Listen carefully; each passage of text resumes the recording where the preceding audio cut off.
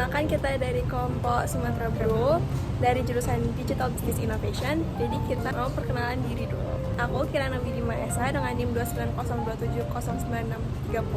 Aku Harika Najwa Nabila dengan NIM 2902731196.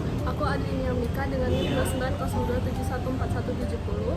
Nah, sekarang kita mau wawancara seseorang yang punya perusahaan kopi, guys. Kita tuh di pengolahan biji kopi ya, pengolahan biji kopi. Nama perusahaan kita tuh Tris Project namanya, Tris Project. Di bawah naungan Gudang Kopi Ciwangi namanya.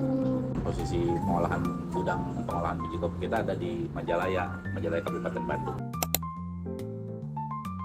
Sebenarnya di awalnya saya nggak tahu soal kopi sama sekali.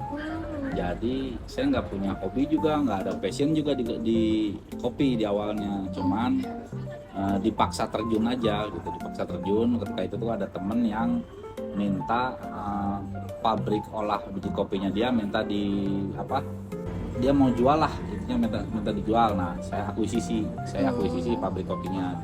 Di awal-awal saya nggak tahu gimana cara ngolah biji kopi, suplainya dari mana, cara menjualnya ke mana, saya nggak tahu. Tapi ketika lambat laun berjalan, prosesnya berjalan karena masih dibantuin sama temen yang ngejual pabrik itu, lama-lama kok jadi suka ya. Jadi sukanya salah satunya tuh ternyata varietas biji kopi di Indonesia tuh banyak banget, banyak, kaya dan kompleks gitu. Nah dari situ saya jadi ternyata kopi tuh pengembangannya dari hulu ke hilirnya tuh bisa jadi duit gitu loh. Saya melihat peluangnya, pertama kalau peluang bisnisnya sudah jelas ya, pengolahan biji kopi itu peluang bisnisnya roastery makin banyak ya kan, kafe-kafe kopi makin banyak gitu, terus penggemar kopi juga makin banyak gitu. Tapi lebih jauh daripada itu, perkebunan kopi di Indonesia itu kan banyak ya, banyak. Bagaimana caranya barang-barang yang ada di petani ini bisa diserap, kebutuhan pasarnya juga besar. Saya ingin biji kopi yang ada di petani itu kita bisa serap sebanyak-banyaknya. Justru bukan muncul dari kebutuhan pasar, tapi dari kebutuhan si supplier untuk membuang barang mereka. Saya sih ngambilnya simple, supply and demand kan gitu ya. Supply-nya satu, kita melihat dari letak demografis tanah Indonesia nya. Terus dari segi supplier, jelas ya, kalau dari segi supplier banyak petani-petani kopi yang membutuhkan pasar jualnya. Jadi kebutuhan kopi di Indonesia secara supply maupun demand bagus. Secara ekonomi sudah pasti nanti ke arah sana. Memang kita belum jauh ke arah sana, artinya kita belum berbentuk PT, belum. Kita baru hanya bekerja sama dengan koperasi saja, Nah, metode penjualannya memang masih dikategorikan dengan metode penjualan tradisional. Jadi kita penjualan antar gudang.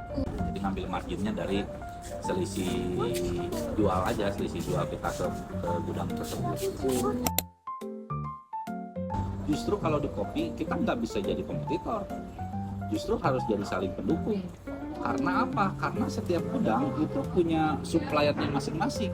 Kebutuhannya banyak, terus kita supply-nya terbatas di daerah ini. Makanya kita berkenalan dengan supplier-supplier lain gitu. Selama ini badan hukum yang kita pegang itu dengan Koperasi Mulyatani Nusantara. Dan itu sebenarnya bukan koperasi milik kita, cuma ada koperasi, kita ditunjuk jadi pengurus bisnis dari koperasi tersebut gitu. Cuman kita kan melihat prosesnya, ketika prosesnya semakin besar ternyata ada kebutuhan itu gitu. Hak paten, badan hukum, ternyata itu harus, karena kan berkaitan dengan syarat-syarat ekspor ya kan, syarat-syarat penjualan di khususnya lah kalau badan hukum itu ketika kita mau melakukan ekspor ke luar negeri gitu. Kan harus ada itu tadi sertifikasi yang ditentukan oleh Uni Eropa dan Asia, itu beda-beda ininya persyaratan sertifikasinya. Nah itu tuh harus dilengkapi ketika kita sudah berbadan hukum. Kalau visi gudang kita ya, sebenarnya kita pengen memperkenalkan kopi Arabica Jawa Barat ke skala internasional sebenarnya.